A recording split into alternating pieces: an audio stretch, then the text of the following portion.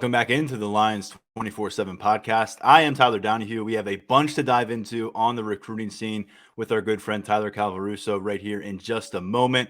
It is June 15th, which is a great time to do our mid-June recruiting reset. We anticipated for a long time, all the way through spring, that this was going to be a class-changing month for the Nittany Lions in the 2024 recruiting cycle. 3 commitments out of that first official visit weekend. Another big official visit weekend last week that featured a ton of the members of this class who are already pledged. And then more weekends ahead. This weekend preceded by a 7-on-7 tournament Friday afternoon here across campus. And then we've got the Big Man Challenge on campus as well Friday, rolling into an official visit weekend, followed by more camps in an official visit weekend. So a lot to dissect, and we figured this was a good time to come up for air, catch our breaths, halfway point of the month, and we bring in Tyler Calvaruso for that recruiting reset right now. Tyler, first off, fantastic work with the coverage up on lines247.com. Ton of VIP subscribers have been very happy about it. They may not be happy with all the Penn State related news, but I know they're happy with the content.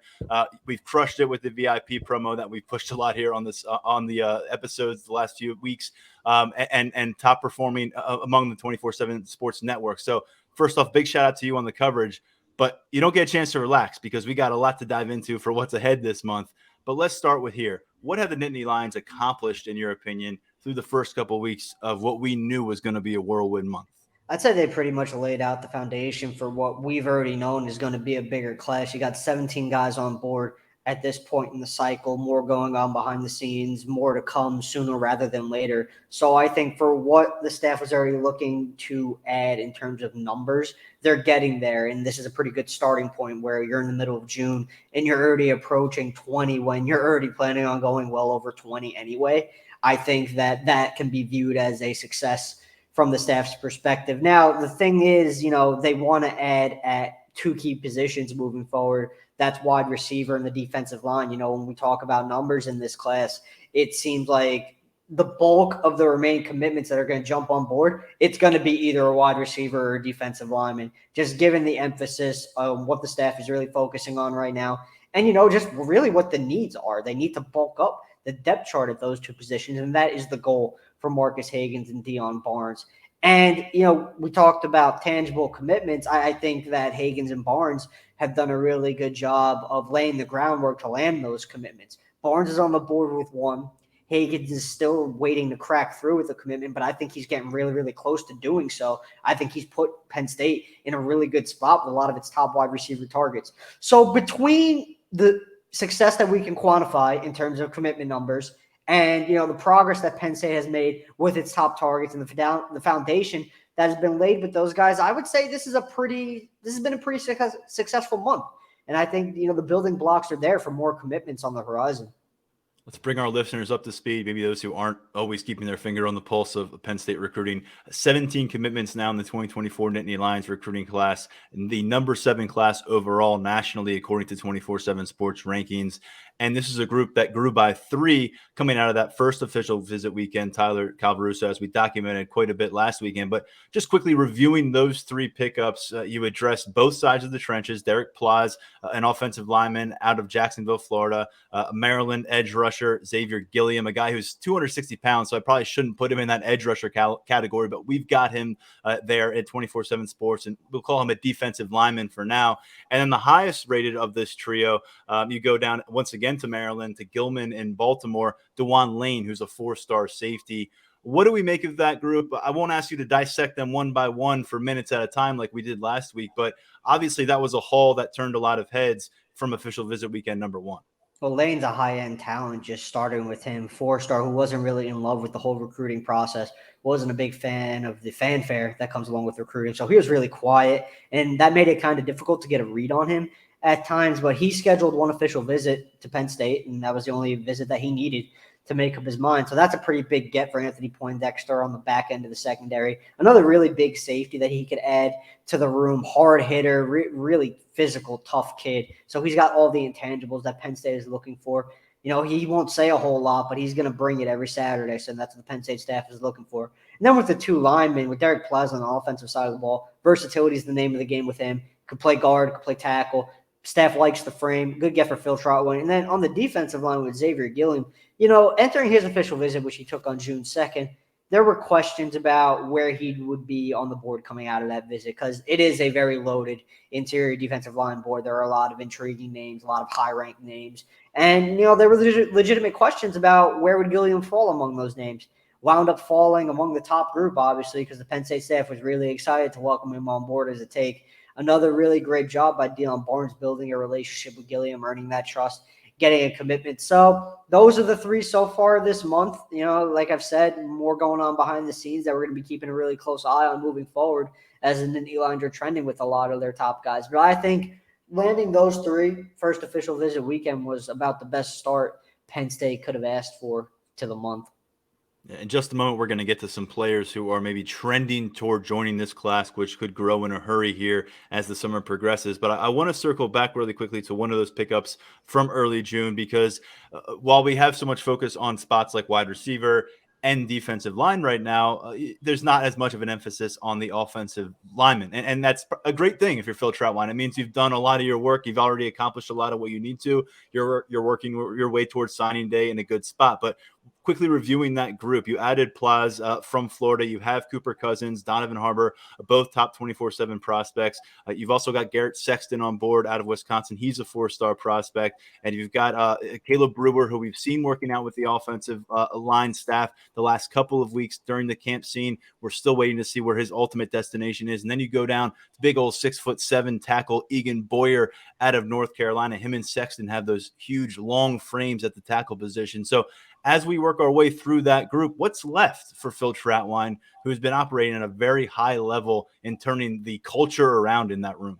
Not a whole lot, frankly. There's room for another guy in that group, but if Penn State can make that happen, they'll be happy. If not, they're going to be content with the group that they have. The two names we're keeping an eye on in terms of potential additions on the offensive line are Ethan Callaway, the 4-star tackle from North Carolina, who's going to be taking his official visit this weekend, and Guerby Lambert, the top 24/7 tackle from Massachusetts, who's going to be on campus next weekend. I mentioned DeJuan Lane's recruitment being really quiet. I mean, Lambert's has been even quieter. He doesn't do any sort of talking, and he's been making the rounds this summer. He's been in Notre Dame, been in Boston College. Penn State's going to get the next crack at him. So it's kind of, too premature to say where things really are standing with him. I do think the Penn State staff has put itself in a pretty good position, and I think they're going to have a real chance up there against Notre Dame. But it's going to come down to how his official visit plays out. And then with Callaway, I think some people are sleeping on where Penn State is at with him. I think the Nittany Lions are in a better spot than a lot of people realize. So, one more addition is a possibility, but it's not a guarantee. All right, I want to get into that topic I teased a moment ago, and that's where things maybe are trending in a positive direction for Penn State with the 2024 cycle. A lot of their most notable official visits are already in the books. The tricky part about all of this, and as you continue to document at Lions247.com, these players have other official visits to get to. They have other schools to see. They have other staffs to spend time with, and you never know where a guy might be swayed. The way he leaves campus, and that mindset could look very different a couple of weeks down the line. Here in midway through June, we know you got that crystal ball pick in for Nick Marsh coming out of this past crystal ball weekend. You broke down the reasons for that on our last episode of the podcast for the top 24/7 wide receiver. Let's start with Marsh. 48 hours can be a long time at this point of the recruiting calendar. So anything new to add on his situation in terms of the Nittany Lions? And then where else do you want to take this in terms of trending toward Penn State? But just starting with Marsh, he's going to be at Kansas this weekend, Michigan State next weekend. We were wondering, where he was at on the visit front coming out of his Penn State official visit.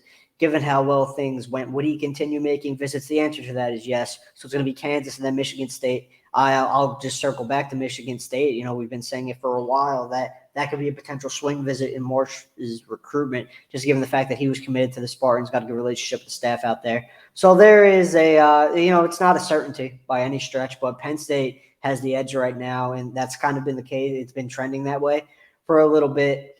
And I think that the staff has done all the right things with Marsh to secure a commitment at some point. It's just really we got to see how that Michigan State visit plays out.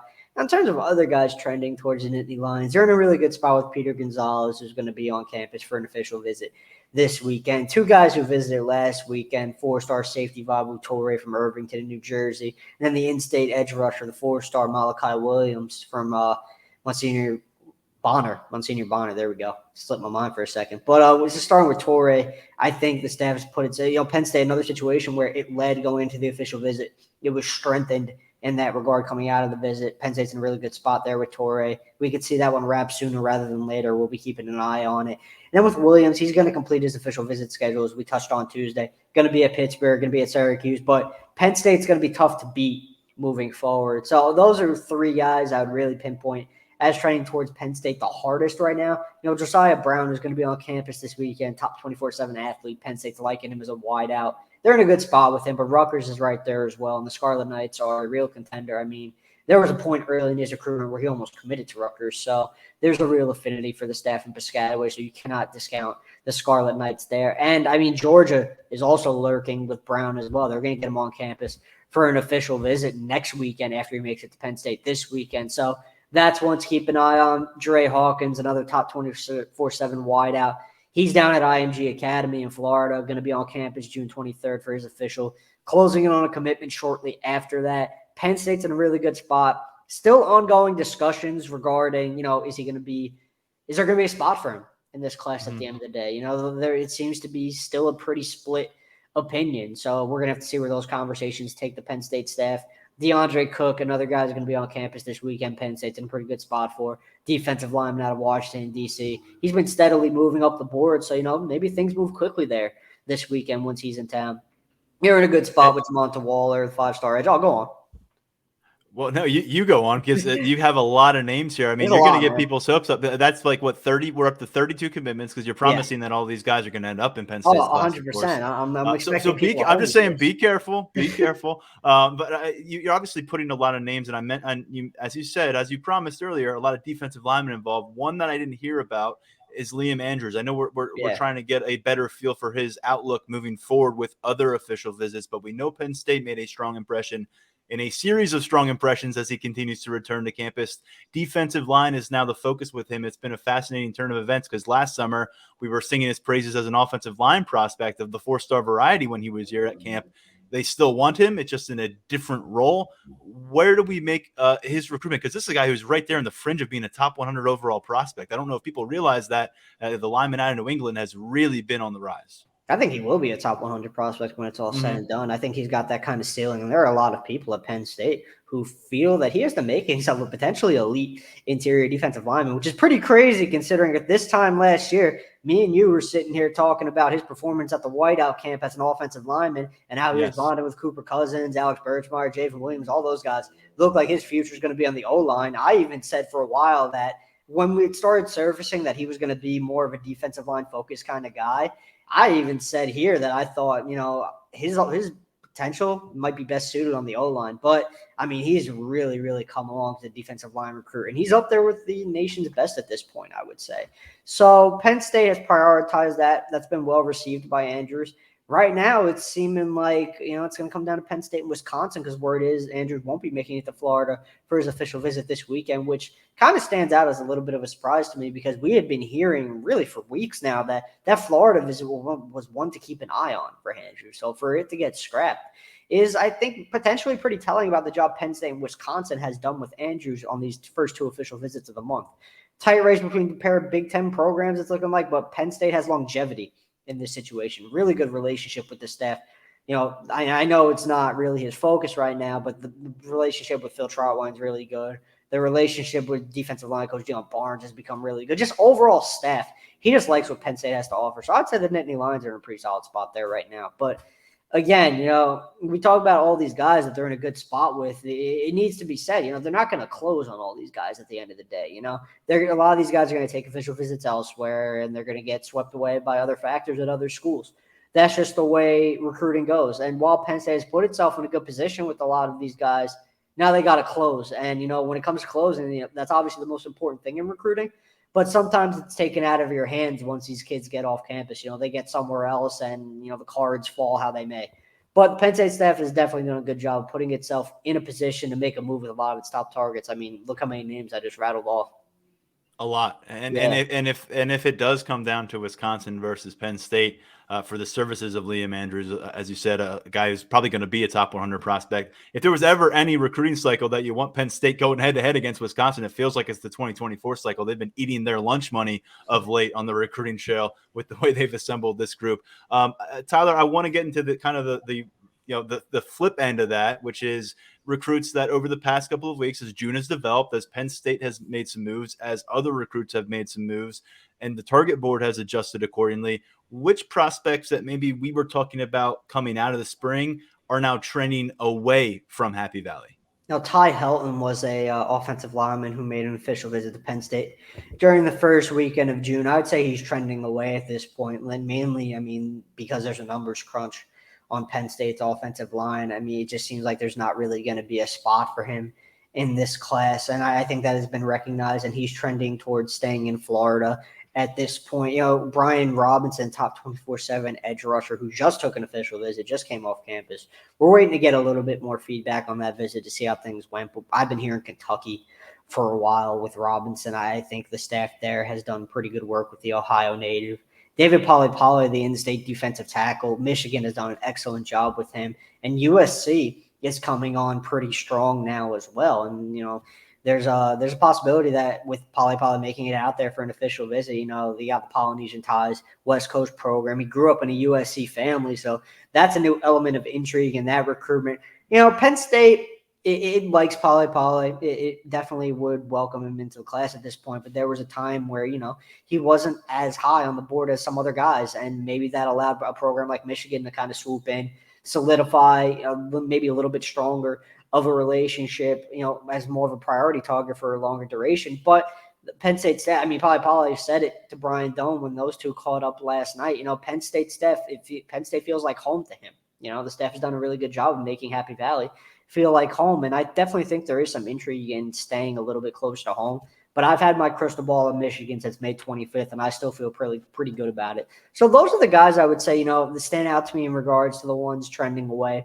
Some guys already went off the board. Elijah Newby was a top 24/7 linebacker the Penn State staff really liked. He winds up committing to USC after taking an official visit there during the first weekend of June. That was one that it caught the staff off guard and wasn't expecting it. It was expecting him to get him on campus this weekend, and it felt pretty good about its chances with him coming to campus. That obviously did not come together. Just one of those situations where you did all you could. He gets blown away on another visit, decides USC is his home. So those three trending away, and then a guy like Newby, like I said, already off the board before the Penn State staff could even get a crack at him.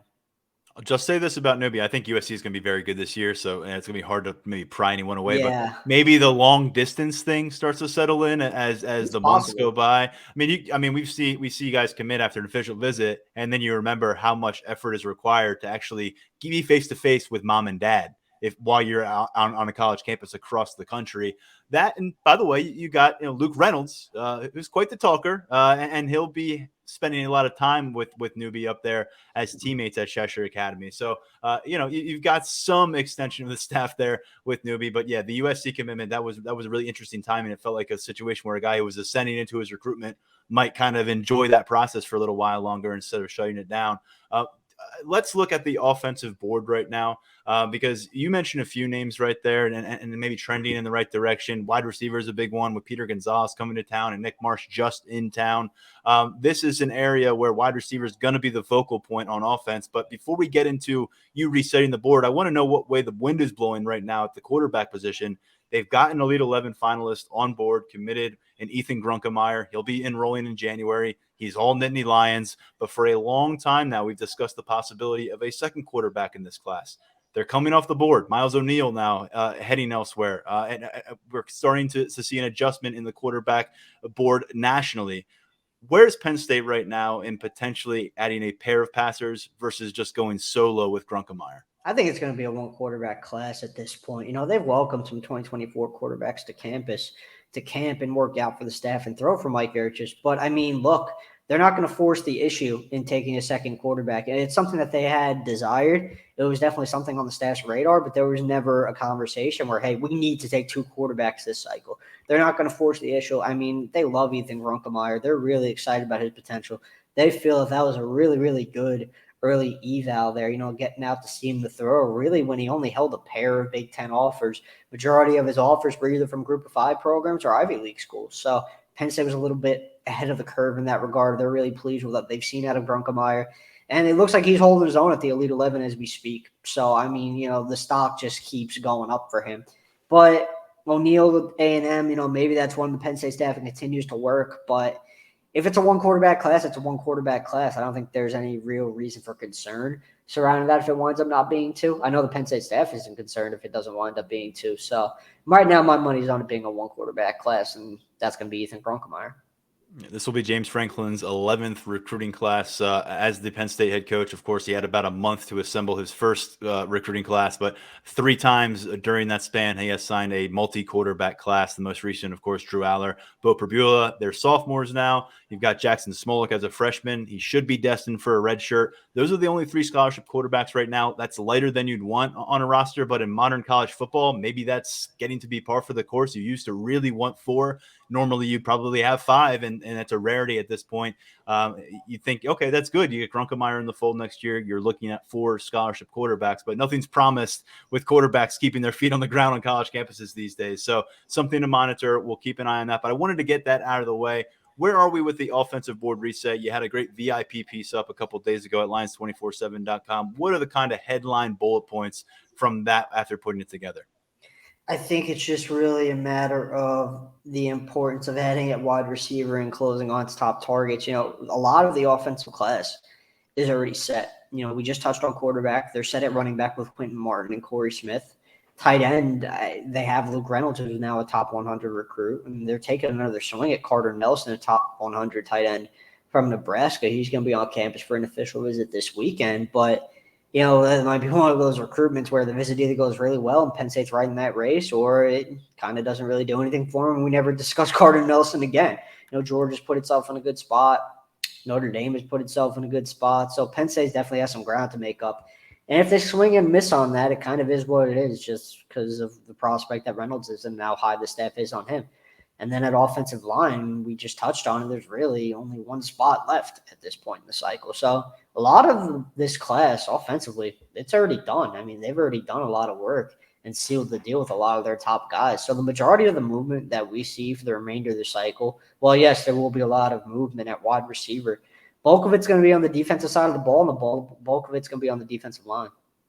Well, that in mind, let's dive into it, because if that's where there's more meat on the bone, let's start chewing. Defensively, all 3 phases, you're looking for maybe some more components over the next few months. Where is Manny Diaz and company's gaze land right now if you're looking through the priority aspects of building out the remainder of this group? I mean, you're probably looking at another total 5 defensive linemen between the edge rushers, the defensive ends, and the interior. It's a big number. It's a big number. Yeah. Big number in a bigger class, man. That's really just the way it's trending this cycle. They really want to bulk up that depth on the defensive line. That's the priority for Deion Barnes and Manny Diaz right now. We mentioned Andrews, pretty good spot. Benedict Dume, he's going to be on campus this weekend as a top 24/7 prospect for his official visit. Big academic kid. He's going to be at Stanford next weekend. I don't think you could really discount Stanford in this recruitment at this point, especially with the way the Cardinal have been surging on the trail. I mean, top 25 class, new staff out there is doing a really, really good job, so credit to them. I think they're going to have a real chance with Ume, given his emphasis on academics. DeAndre Cook, we touched on him. Amaris Williams, top 100 defensive tackle from North Carolina. Pinpointed Penn State as a leader coming out of his official visit on the first weekend of June, but we'll see what comes of this weekend's official visit to Florida. Tennessee's going to have a say with him when it gets him on campus next weekend. Was him pinpointing Penn State as his leader a post-visit high, or was it a real thing? We're just going to have to wait and see the answer to that. Nigel Smith, defensive end target, top 24/7 prospect out of Texas. It's looking like a Penn State, Oklahoma, Ohio State race in some order. I still like Oklahoma for Smith, but Ohio State and Penn State have made up a lot of ground recently. Smith's going to take his recruitment on a little while longer. He's probably going to be one of the kids who takes advantage of the new official visit rule and carries things into the fall, going over that 5-visit threshold. So we'll be talking about him, I anticipate, at least for a few more months longer before he comes to a decision. Beyond that, it's your Andrews. That's definitely going to be one I'm keeping a really, really close eye on. T.A. Cunningham's another one, just because it seems like it's Penn State, Miami for him at this point. So I think the way his official visit this weekend, now that he's gone public with that, we could say that he's actually going to be on campus for sure now. I think the way that one plays out will be pretty big, because Penn State has maintained, longevity in this recruitment. To be quite honest, I wasn't sure if that was going to be the case once John Scott Jr. left for the NFL, because it seemed like the interest in Penn State was driven in that relationship with Scott Jr., but Deion Barnes has stepped in, and it's been a seamless transition, and he visited in the spring. Really liked Barnes. So I think Cunningham is kind of a wild card in this whole situation. He's a guy that we haven't really talked about a whole lot because we weren't really sure what he was doing. We've expected him to be on campus this weekend for a while now, but we never had hard confirmation that was going to happen until about an hour ago. So now that we know he's coming to town, we can really dive into the ins and outs of that recruitment, at least from what we know. It's been another kind of quiet one, played closer to the vest than most, but Penn State, Miami are looking like the best two for him right now.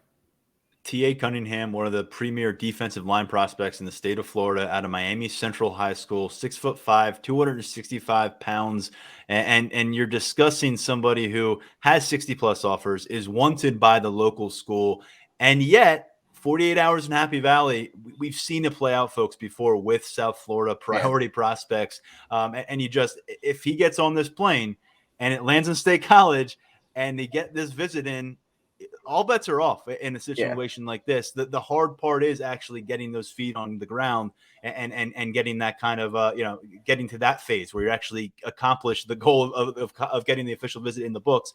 If it happens, certainly T.A. Cunningham, maybe that guy that we haven't talked about a bunch, that all of a sudden vaults up the board and guys we need to be focused in on, and in kind of that, I guess, that realm. How many guys can they fit in this class? Because we've mentioned so many, and Penn State's not going to bat 100. They probably aren't going to bat 500 with the group that we've mentioned, but they're going to get several. And at the end of the day, NCAA rules have changed. You're now going to be allowed and permitted to sign more than we've been accustomed to in years past. What are you looking at as far as the potential ceiling? I know there's still a ways to go. We're going to see maybe some movement on the current roster between now and December that changes some things, maybe between now and the February signing day as well. But what's the outlook here in mid-June? 28 is the number that we've tossed around a bunch as, maybe the biggest number of recruits they could take in this class. I mean, I think there's a real possibility that at this point, I think there's a real possibility that they could hit 30 or go over 30, which would be, it's eye-popping for sure, because, I mean, that's a huge class, but I think that is a distinct possibility at this point in the process. It's a number that I've heard tossed around more recently than pretty much at any point in the cycle previous. So right now, I still think it's going to be in that 28, 29 range. Maybe 30, though. I don't want to, act like that's not a possibility, because it definitely seems like it is, and it's something the staff is considering. I think that's a product of two things. I think that is the first of which is just a position has put itself with a lot of these top guys. If they didn't feel as good as they do with a lot of these guys, one I didn't even touch on with the defensive line was a 5-star edge rusher, Jamonta Waller, who is going to have a spot in this class no matter what. He's one of those guys who's going to be a +1 in addition to whatever else Penn State does on the defensive side of the ball. So you factor in guys like that you're in a good spot in, who have a place in your class no matter what. It leads you down the road of taking a bigger class, and it's looking like, that 28, 29 range, maybe the sweet spot. If they hit 30, would not surprise me in the slightest. Might open my eyes a little bit, but it wouldn't surprise me. And the wild card in all of this is if it does hit for Penn State, like a lot of people are hoping it will, and this is the launch pad kind of season that people think it might be toward a Big Ten championship run, and you got this team rolling through October unbeaten, it may change who is going to be willing to give you a look and be willing to get on a plane and come up to campus. I'm not kidding. I mean, it may even just be a cool factor that gets a kid on a plane. But whatever gets him here on campus, that doesn't really matter. It's what you do when he's here, whether he just wants to look cool because he's visiting a team that's trending on national television right now, whatever. Okay, just get here, and then you impress the kid. You send him home, and all of a sudden he has a whole different personal mindset instead of having that attachment through what he's seen on national coverage. All of a sudden he feels like he has a personal insight into your team. So that's what we're going to be monitoring as well, because that is what's next for Penn State. You're obviously going to stay the course. In August, everybody kind of hunkers down. You focus on your team. Prospects focus on their high school squads, their senior seasons. But when you get into the season and you go week by week, Penn State's got all these national showcase games early. There is a real possibility, in my opinion, Tyler Calvaruso, that there's guys at the national level inside top 100 rankings right now, different corners of this country, that will be more willing, ready, and able to come visit Penn State on a whim versus maybe doing that right now in the middle of summer 2023. I'll give you one guy. Ryan Wingo, the 5-star wideout, who has maintained contact with the Penn State staff Obviously has not made it to campus for an official visit or anything like that, but there's been contact maintained. And if Penn State puts a product on the field where the quarterback play is at an elite level, I mean, it's kind of one of those things where you're like, all right, whose eyes does that open? What level of wide receivers' eyes does that open? And I think Wingo is one of those guys, maybe Tysier Denmark, the Roman Catholic wideout who's committed to Oregon. Maybe even Rico Scott, the Alabama commit from Bishop McDevie. It opens you kind of up to a new world of possibilities if Penn State goes on to put together one of those kinds of seasons, which is, a real possibility based on the talent that this program has right now and just the way things are trending. So if we get to that point in the fall where Penn State is doing what a lot of people anticipated to be doing on the field, we might be hearing about some new names who the Penn State staff is, kind of they're knocking on doors behind the scenes right now. Maybe some of those doors open up with some tangible on-field success at the next level. It's not so much behind the scenes right now. Usually it is when you have a committed recruit visiting elsewhere. But in the case of Jeremiah Smith, it's very public. He's having conversations with Steve Wiltfong. He's out at the Elite 11 finals right now, which we'll talk about in a second. The top ranked receiver in the country by 24/7 Sports Measurement says he's going to wrap up his official visit itinerary with the trip to Happy Valley. And he's got other visits planned as well. What do we make of this one? Because he's been on again, off again with visit plans here to Penn State. And look, when you've got the number one player in the country at his position, and it's the biggest priority right now on your target board, we're all going to pay attention. But should we be? I mean, yeah, I guess, because he says he's visiting, but he also said he was going to be, at one point, he said he was going to be visiting this weekend, and it wound up not happening. So, look, I mean, temper expectations until he actually shows up on campus. But I think if he does make it, I mean, let's just be honest. I don't think Jeremiah Smith, who's from Florida, committed to Ohio State, has a bunch of in-state schools on his tail. I don't think he's taking a casual trip to State College, Pennsylvania in the middle of the summer, unless he is seriously at least willing to give the staff a chance to, put its pitch on him and, really hear them out. But I want to see him make it to campus first before that happens, because we've been down this road of discussing Jeremiah Smith visiting and how great of an opportunity it is for Penn State. And it is a great opportunity, because let me say this. I mean, Jeremiah Smith is probably one of the better wide receiver prospects we have covered in a while, specifically out of his region and just in general. I mean, he's the number 2 recruit in the entire nation right now. So this isn't, just some 4-star who's on the fringe of, maybe in a top 200 kid. We're talking about one of the best prospects in the nation and the best wide receiver in the nation. I mean, it's kind of hands down when you go flip on that tape. You could just see he's a different kind of kid out there. So it would be a good opportunity for Penn State for sure. It'd be a good opportunity for Marcus Hagans to, take a big swing, show what he's got. I think Hagans deserves a little bit of credit for this as well. I mean, look, he's gotten that relationship to a place where clearly Smith is willing to listen to him and be around him for multiple days. So if he shows up, hey, look, Penn State's, they got a fighter's chance. That's right. And I think also in terms of pull coming up the campus, you've got to give a lot of love to Jaywan Slater, because what he does down in that area, Chaminade Madonna, I mean, he has gone down and signed blue chip players from that program. That's a routine Power 5, factory kind of a school down there in terms of football. So, Jaywan Slater are going to be pulling a lot of strings to make this happen if it does happen. But you got to address it when the number 1 wide receiver says he's going to plan to be on campus a couple of weeks from now. But still a little bit skeptical in terms of how this recruitment is going to go. Still on board with the Buckeyes, but he is a big fish out there right now, and a lot of teams still taking their long looks at him.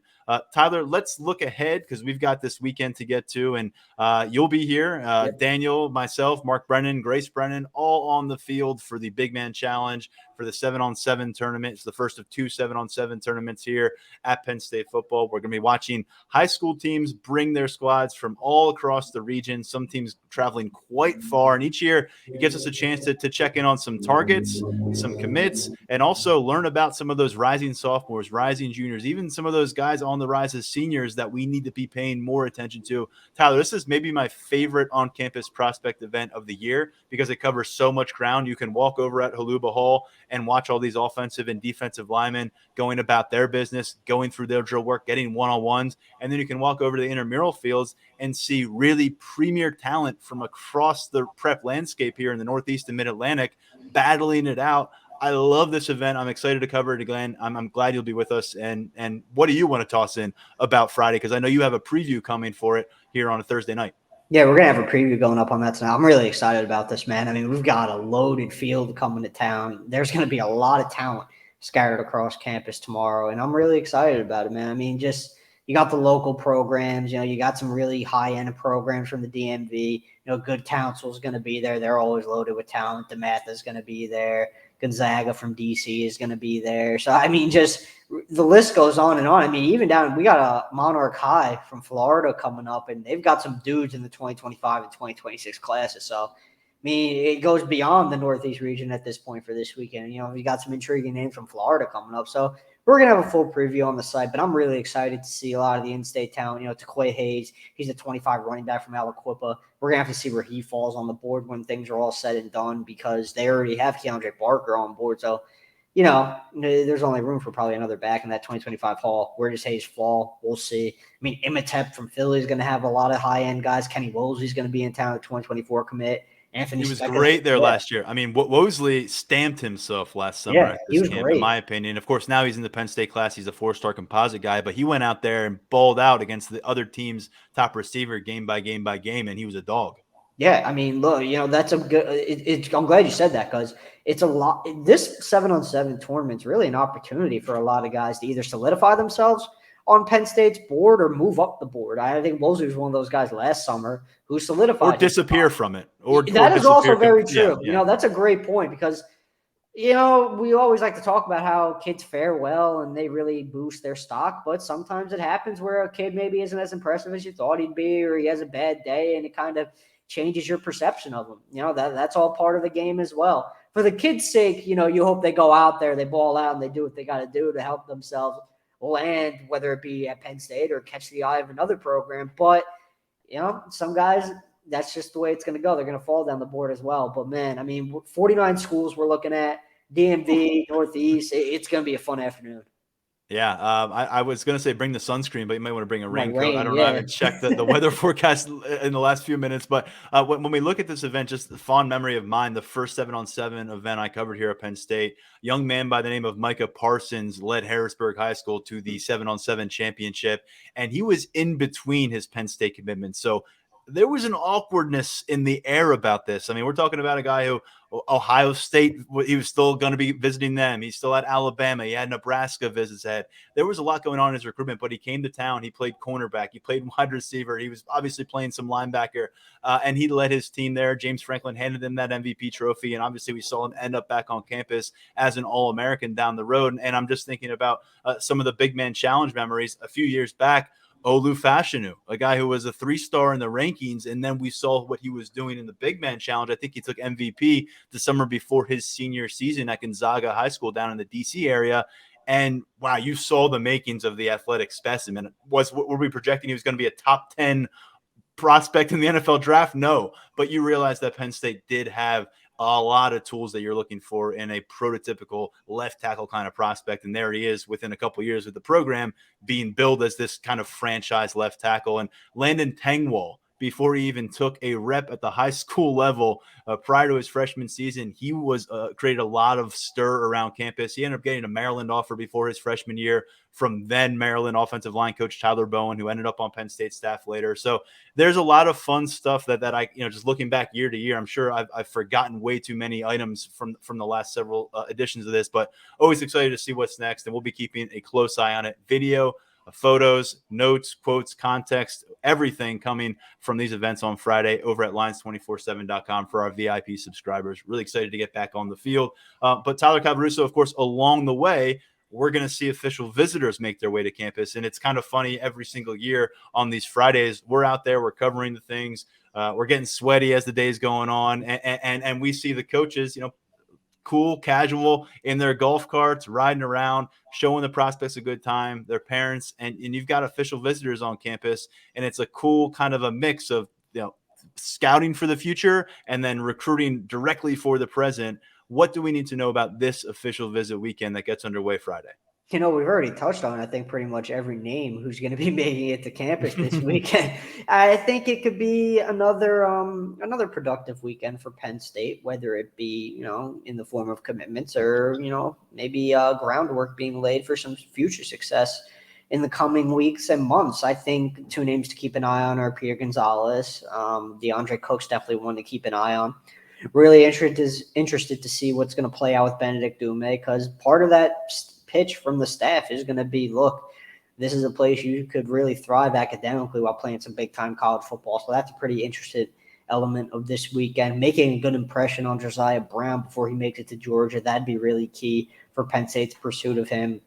Carter Nelson's one that could go one way or the other. One guy we haven't actually talked about, the only one we haven't talked about, is Terry Nichols, four-star cornerback from Cincinnati out in Ohio. He's going to be on campus for his official visit. We should have some more clarity on his recruitment coming out of this visit. I really can't pinpoint it right now in terms of where he might be leaning or where he, is really thinking and where his mind is at. So I'm looking forward to getting some clarity on that coming out of the weekend. I definitely think that there are other cornerbacks on Penn State's board ahead of Nichols right now, but we'll see. We've seen guys climb up the boards on official visits before, so it's not out of the realm of possibility.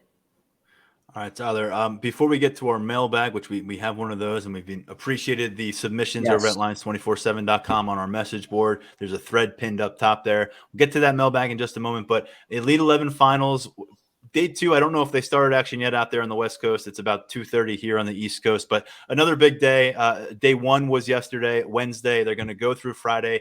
Ultimately, an MVP will be named. There are 20 quarterback prospects from the class of 2024 in attendance. Among them is Ethan Grunkemeyer, who previewed that opportunity here on the podcast just a couple weeks ago. We discussed it with Daniel Gallen and Mark Brennan as well on the last episode. But Tyler, I just, it's always interesting to see people react to the coverage of Elite 11, and we saw a different range of rankings for Ethan Grunkemeyer.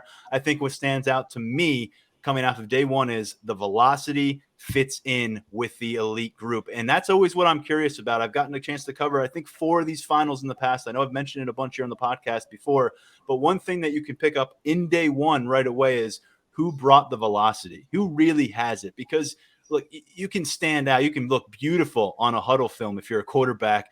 But if you're a kid from Atlanta, and you got a kid from California, and now you've got a kid from Ohio, and you put them all on the field together, all of a sudden everybody's really good, right? Everyone's a really good quarterback. Now, who is an elite quarterback? And that's kind of the whole deal with this process. And they do it in the classroom, they do it on the field, and they do it with a lot of it's things that kids aren't going to encounter at the high school level to really push them, make them feel uncomfortable. And I think it's a tremendous 3-day process. But to me, right off the bat, you pick up that the velocity stands out with this kid. He can drive the ball, uses his lower body through some ropes. I mean, we're just going off of the vantage point of reporters who are out there on the field, not going to go too far down the scouting and analytics department because we're not seeing it for ourselves. But I think that was important to see. He fits in, because I can tell you, when guys don't fit in, you can tell it right there from the first few throws of the camp. And surprisingly, sometimes blue chip quarterbacks, they don't match up with that arm strength, and it looks like Grunkemeyer can really get that development going. Yeah, and he's generating a lot of velocity on his throws, which is something that we saw at the Elite 11 regional at State College Area High.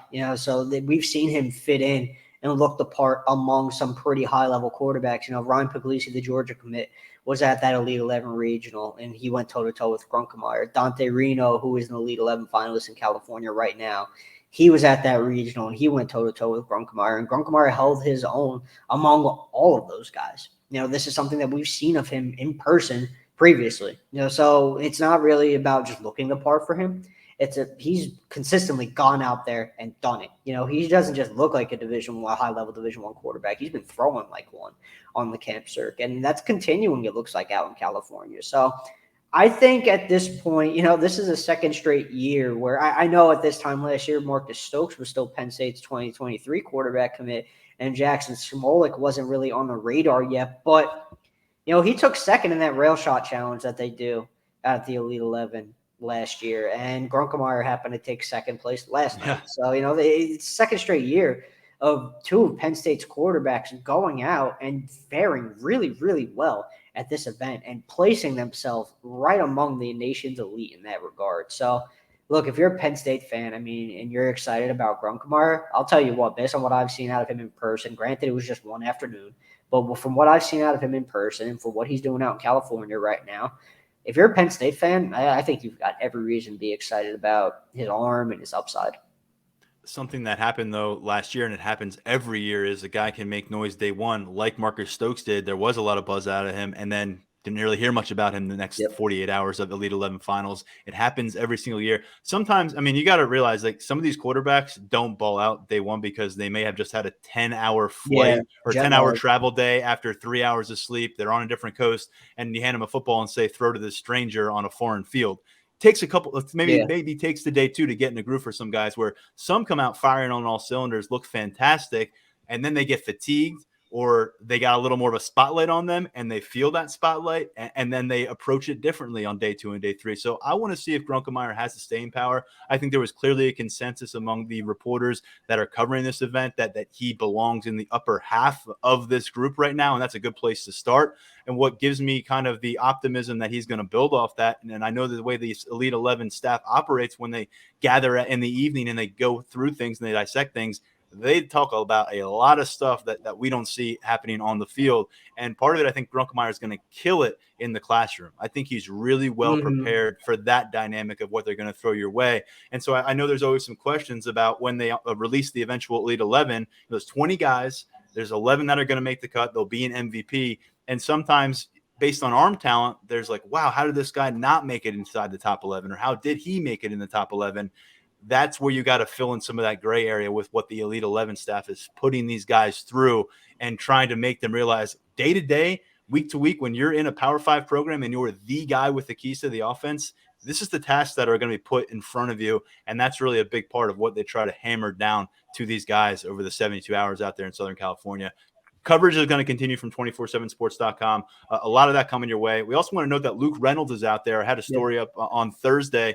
A rising tight end prospect across the country right now, inside the top 10 at the position, just about inside the top 100 overall as a prospect. But Penn State's latest premier tight end prospect out there catching passes. I mentioned Jeremiah Smith doing it, the number one receiver in the country.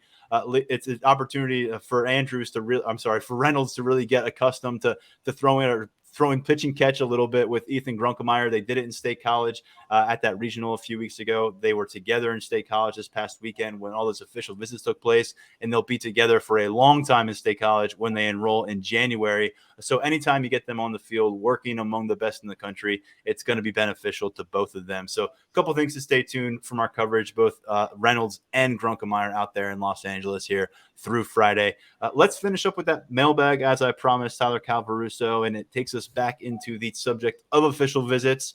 Here's the question, which, again, you can drop your question at lions247.com in our message board. It's pinned toward the top. Throw it in there. We'll do our best to get to it on a future episode. PSU consistently crushes it when it comes to official visits. I assume this takes a ton of planning before and during the weekend. What does this process look like? And Tyler, you can start here. I'll chime in, but obviously, yes, it is a major, major endeavor. It's a process. It's a good point. It definitely takes a lot of planning before the weekend even begins. But honestly, the groundwork for a successful official visit is laid months in advance. When you're getting to know a recruit, when you're getting to know what makes him tick and how you can cater to him when he does make it to campus. How can you make his official visit the best possible experience in all facets? How can you make the official visit the best possible experience in all facets for his family?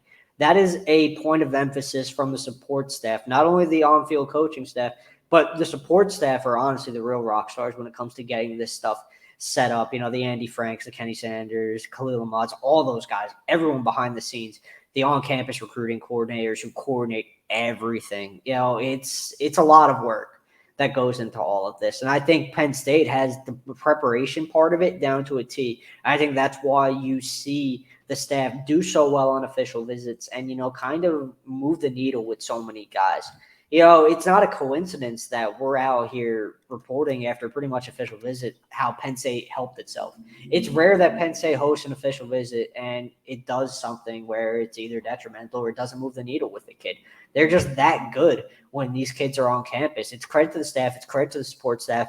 And then once these kids get on campus, obviously the red carpet is rolled out for them. It all starts – they get to the hotel room. There's a bunch of really cool stuff waiting for them, a bunch of goodies, a bunch of, swag packs, things of that nature waiting for them. And that's part of it.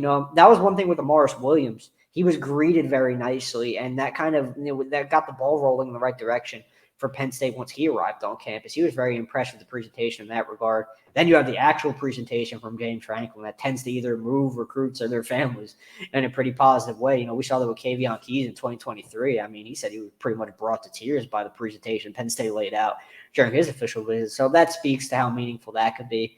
You get inside Beaver Stadium, you get to throw on the Penn State jersey, take all your photos, you get dinner with the staff, you have some pretty important conversations with the staff. You talk to your on-campus host, the current Penn State players who are hosting you, provide you with some key insight into what it's actually like to be part of the program. And there's just, and all the other bells and whistles that come along with an official visit weekend. There's a lot that goes into it. And of all the staffs that I've covered and, just looking around the nation and seeing how staffs approach their official visits, I think Penn State is up there among the nation's elite. I mean, and I think you kind of see the results, look at where they are ranked nationally right now. Look at the number of commits that are part of the class. I think it speaks to the work that Penn State puts in on the prep front. And not only the prep front, the execution front as well. Because you could prep as well as you'd like, but you need to go out there and execute when these kids get to campus. And that is something that the staff does well consistently. And they recently lost somebody who has been very instrumental to this time of the year, Yes. especially, but all these visitors. But Hunter Carson is now with the Cleveland Huge. Browns working in the NFL, and she did a fantastic job here with the staff. But they've been able to expand the staff. They brought in some lettermen. A guy like Alan Zamitis has absolutely crushed it in his role here at Penn State. Kenny Sanders bringing him back a couple of years ago after he went out to the West Coast and was with Oregon for a bit. His homecoming has been fantastic for James Franklin. It's someone kind of within that inner circle. And so there's a lot of structure. But I'm just going to go back to the conversation I had 1 week ago with Penn State's general manager, Andy Frank, a guy who does it from the personnel perspective, a guy who does it from the roster perspective. And look, June is insane. You've got these 50 official visitors, and you have to keep in mind, they're not all coming from the same location. You have families of 4, families of 5, you have families of divorced parents. Well, you're going to bring both parents in for a look, and so you probably have, for 50 families, 75 flights to coordinate. And that is a fiasco because I shouldn't say a fiasco, but that is a whole maze of its own, because you're talking about State College Airport, and there's not direct flights to State College Airport for most places. So you've got to, make sure people are comfortable with their connecting flights, make sure they have enough time for their connecting flights, all the stuff you would want to do for yourself personally. You do not want to screw up someone's flight itinerary where they can't get to your place or they can't get home correctly, because that is going to leave a bad taste in their mouth. I've seen it happen before. And by the way, in June, you're also juggling 6,000 campers coming to your school that you're supposed to be evaluating and coaching. But I want to give some serious love to the people, the Gophers, because I was one of those Gophers for a different program, one that's now in the Big Ten. I was a guy who drove 45 minutes to an hour to the airport. Sometimes would get stuck in traffic on the way back and have to make small talk with a family you may have just met that got in from the official visit. Now there's people making airport runs. It's much manageable of a trip. You're not driving to Philly or Pittsburgh to bring someone in, but there's people making airport runs. There's people doing simple things like holding the door open. So all that a coach needs to do is be there in the room and be the rock star that they are, because look, they're making 6-7 figures at a Power 5 program. They probably got a really big personality. So you let that coach do what they do. The people who are able to put them in that position are the support staffers, making a lot less money, maybe the interns there, and people who are putting in a ton of hours trying to work their way up the ladder in college football, because that's how it's done. But they're the ones doing everything from maybe making sure that James Franklin's liquor cabinet's stocked up for the social hour later in the day. There's all different stuff that goes into official visit weekend. Definitely. And the biggest thing you want is for the parents and the players not to realize how much of an event it is. You want them to feel like it's seamless and they're just walking from one thing to the next. There's all the things happening, the inner workings, but a program like Penn State, because they've had a head coach who's been doing it for a decade, and he's got a lot of people who he trusts within the program, most notably Andy Frank, they're to the point where I don't want to call it clockwork because that makes it sound like way too easy, but they're in a really good spot where there's college football programs that get scattered with their official visit approach, and it really hurts them. I think it's I know we can go on and on and on about what official visits are, and there's a lot of fun to them, and there's a dynamic where parents have the fun and players have the fun, and campus to campus, what the players do on an official visit can certainly have a wide range. But here at Penn State, it seems like they do a good job of making it as transparent as possible about, hey, this is what it's going to be like.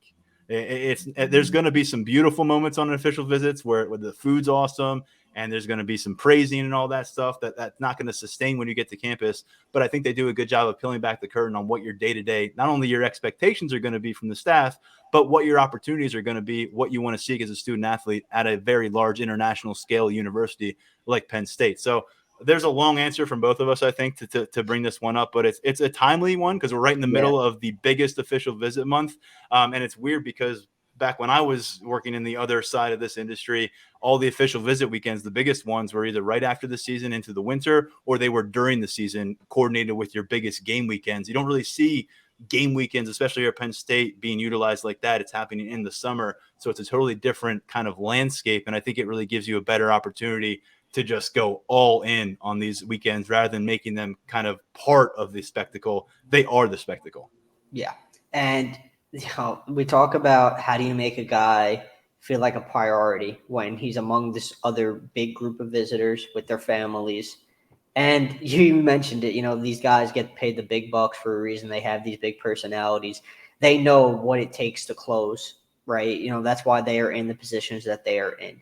And I think that from a Penn State perspective specifically, what I hear from recruits time and time again is everything does feel seamless. It doesn't feel like it's a big thing that takes all this planning. It kind of feels like I've had recruits tell me that official visits at Penn State, it feels like it's like second nature to the staff. They push all the right buttons. There aren't really any sort of hiccups. Recruits always praise the organization of the staff and the support staff. Everything is on point. And, it's important because you leave such a good taste in a recruit's mouth when he makes it to your campus for an official visit. It sets the tone for his future visits. He could go to another school where maybe things aren't as organized or things aren't as seamless. And granted, a lot of these other high-level Power 5 staffs, they do have it down to a science as well. This isn't just a Penn State thing. There are a lot of other programs out there that are really, really good on official visits. But, Happy Valley is one of those places, man, where it's really important to get these kids to town, to show them what it's all about, to show them how they can succeed on and off the field. The staff definitely has that part of it down. So overall, it's a pretty intriguing process. It's a great question because it definitely gives you, as a fan, a little bit of a closer look at the inner workings and, what goes into formulating a successful official visit weekend. You bring up the Gophers. I mean, you've done it yourself. Those guys and girls are a really big part of the equation, and they get no love. At the end of the day, it's the coaches who get all the love, but everyone plays a part in a successful official visit. And Penn State has a deeper staff than it has ever had at any point in its program's history right now. And that's something that works in its favor as well. And do you know what the most important part of an official visit weekend is, minus the kid actually showing up at your doorstep? You're probably going to have an answer for me that I'm not even anticipating, so I'm going to let you go. I probably will. It's however long the trip home takes. Whether you're sitting on a plane, whether you're sitting in the terminal waiting to get on your plane, or sitting on the plane, or whether you're sitting in the car on the way home, it's a lot of time to exhale and say, "So, what do we think?" Smart. Yeah, that's a good point. And you debrief, and by the time you get home and you really have that follow-up conversation with the coaching staff, you have digested how you truly feel about it. Yeah. The rest of it is going to get kind of skewed by what you hear from those around you, by what the coaches are following up. But that's really probably the most honest feeling about your official visit you're going to experience, is that trip home when you talk about it with whoever was on it with you. So if you can put them back in that car or back on that plane with smiles on their faces, it can really go a long way. Penn State's got a good track record there. Great question. Keep the mailbag questions coming, and we'll keep the answers coming. Tyler Calvaruso, you took us a full hour with this tremendous recruiting reset. The good news is, for our listeners out there, we have a whole second half of the month of June. Yep. I assume that's good news for you. It's probably certainly good news for whoever you buy your coffee from, because you've been crushing it. We appreciate the work you've been putting in. Keep it up, man. We'll see you on campus here in just a matter of hours to cover this big man challenge and 7-on-7 tournament. Yeah, I'll see you tomorrow, man. Feels good saying that. Yeah, talk to you soon. Great stuff from Tyler Calvaruso. As always, check out our content at lions247.com through the weekend. Big day of camp coverage for our VIP subscribers on Friday, and then a bunch of official visit notes coming your way in through Sunday. Next week, we do it all again. We got more camps. We got another official visit weekend. Just 1 week after the other this month. It's been a lot of fun covering it and talking about it with you guys here on the Lions 24/7 podcast. We're back with Mark Brennan, Daniel Gallen, Tyler Calvaruso, and some guests next week. We're going to have some fun with some guests. For now, stepping aside, I'm Tyler Donohue. We'll talk to you real soon right here on the Lions 24/7 podcast.